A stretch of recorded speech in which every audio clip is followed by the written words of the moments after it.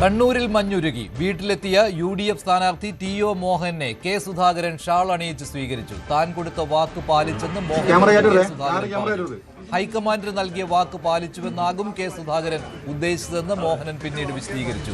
കൂടിക്കാഴ്ചയ്ക്ക് ശേഷം നാളെ കണ്ണൂരിലെ തെരഞ്ഞെടുപ്പ് കൺവെൻഷനിൽ പങ്കെടുക്കാനും ധാരണയായി.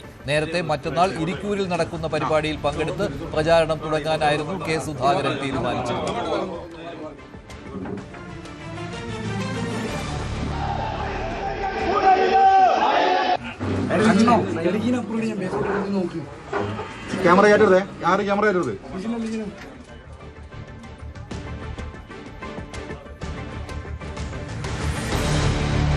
കണ്ണൂരിൽ സീറ്റ് കിട്ടിയില്ലെങ്കിലും കെ സുധാകരൻ നേതൃത്വത്തോട് ചേർന്ന് പോകുവാൻ തന്നെ പാർട്ടിയോട് ചേർന്ന് പോകുവാൻ തന്നെയാണ് തീരുമാനിച്ചിരിക്കുന്നത്. തെരഞ്ഞെടുപ്പ് പ്രചാരണത്തിൽ സജീവമായി പങ്കെടുക്കുവാനാണ് കെ സുധാകരന്റെ തീരുമാനം. കൂടുതൽ വിവരങ്ങളുമായി KV ബൈജു ചേരുകയാണ്. ബൈജു, സുധാകരന്റെ അടുത്ത നീക്കം എന്താണ് എന്ന് കൗതുകത്തോടെയാണ് നിരീക്ഷിച്ചിരുന്നത്. പക്ഷേ സുധാകരൻ പിണങ്ങി നിൽക്കുവാനുള്ള ഒന്നും കാണുന്നില്ലല്ലോ. അദ്ദേഹം പരമാവധി സ്ഥലങ്ങളിൽ പ്രചാരണത്തിന് പോകാൻ തന്നെയല്ലേ ഇപ്പോൾ തീരുമാനിച്ചിരിക്കുന്നത്? അതെ മനുഷ്യ, രാഷ്ട്രീയ കേരളം ഏറെ കൗതുകത്തോട് നോക്കുന്നതാണ് സുധാകരന്റെ ഓരോ നീക്കങ്ങളും. പക്ഷേ കൃത്യമായ ധാരണയുണ്ട്, തീരുമാനമുണ്ട് എന്ന് വേണം സുധാകരന്റെ ഇന്നത്തെ ഈ ഒരു നീക്കം. ഇരിക്കൂർ മണ്ഡലത്തിൽ മറ്റന്നാൾ തെരഞ്ഞെടുപ്പ് പ്രചരണം ആരംഭിക്കും എന്നായിരുന്നു നേരത്തെ വ്യക്തമാക്കിയത്. പക്ഷേ ഇതിനിടയിൽ TO മോഹനൻ നേരിട്ടെത്തി സുധാകരനെ കാണുന്നു. അങ്ങനെയാണ് വലിയൊരു മഞ്ഞുരുക്കം അവിടെ സംഭവിക്കുന്നത്. നാളെ ഉച്ചയ്ക്ക് ശേഷം 3:30 ജവഹർ ലൈബ്രറിയിലായിരിക്കും സുധാകരന്റെ ആദ്യ തെരഞ്ഞെടുപ്പ് പ്രചരണം. അത് TO മോഹന് വേണ്ടിയായിരിക്കും എന്നതാണ് അതിൽ ഏറ്റവും പ്രധാനം.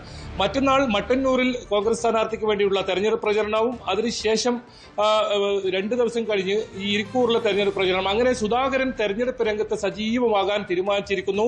അതിന്റെ എല്ലാവിധ നീക്കങ്ങളും സുധാകരൻ ക്യാമ്പിൽ നിന്നും ആരംഭിച്ചിട്ടുണ്ട് എന്ന് വേണം ഇന്നത്തെ സംഭവ വികാസങ്ങളെ കാണാൻ. ഏതായാലും കഴിഞ്ഞ ദിവസങ്ങളിൽ ഒരാഴ്ച തന്നെ പറയാം, ഒരാഴ്ചയോളം സുധാകരന്റെ ഭാഗത്തു നിന്നും കോൺഗ്രസിന് ഉണ്ടായത് ചെറുതൊന്നുമല്ല പ്രതിസന്ധി. അതെല്ലാം നീങ്ങിയിരിക്കുന്നു. ഒരു തെരഞ്ഞെടുപ്പ് കാലത്ത് പ്രത്യേകിച്ച് നേതാക്കൾ എങ്ങനെയാണോ വേണ്ടത് അത് കൃത്യമായി ആ രീതിയിൽ മുന്നോട്ട് പോകാനാണ് ഇപ്പോൾ സുധാകരൻ തീരുമാനിച്ചിട്ടുള്ളത്. അങ്ങനെയുള്ള നീക്കങ്ങളാണ് നടക്കുന്നത്. ഇനി ഉച്ചയ്ക്ക് ശേഷം കൂടുതൽ സ്ഥാനാർത്ഥികൾ കണ്ണൂർ ജില്ലയിലെ തന്നെ മറ്റു മണ്ഡലങ്ങളിലെ കൂടുതൽ സ്ഥാനാർത്ഥികൾ സുധാകരനെ സന്ദർശിക്കുന്നുണ്ട്.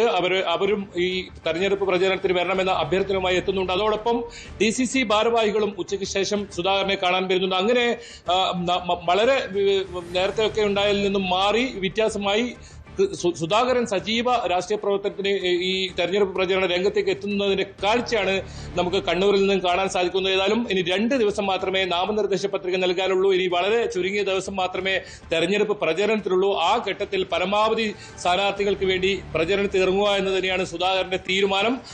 മാധ്യമ പ്രവർത്തകരെ ഏതെങ്കിലും തരത്തിൽ കാണാനൊന്നും സുധാകരൻ ഇന്ന് കൂട്ടാക്കിയില്ല.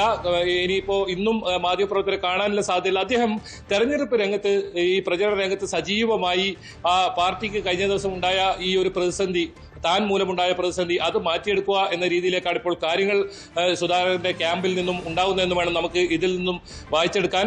ഏതായാലും സജീവമായി നാളെ തന്നെ പ്രചരണത്തിൽ ഇറങ്ങുകയാണ്. ആദ്യം 2 ദിവസം കഴിഞ്ഞ് തെരഞ്ഞെടുപ്പ് പ്രചരണം എന്നാണ് പറഞ്ഞതെങ്കിൽ ഈ TO മോഹനൻ നേരിട്ട് കാണാനെത്തുകയും അവരുടെ സ്വകാര്യ സംഭാഷണത്തിൽ ഒരുപാട് കാര്യങ്ങൾ തമ്മിൽ ഇവർ സംസാരിക്കുകയും ചെയ്തതോടെയാണ് ഈ മഞ്ഞുരുക്കം, വലിയൊരു മഞ്ഞുരുക്കം എന്ന് തന്നെ പറയാം.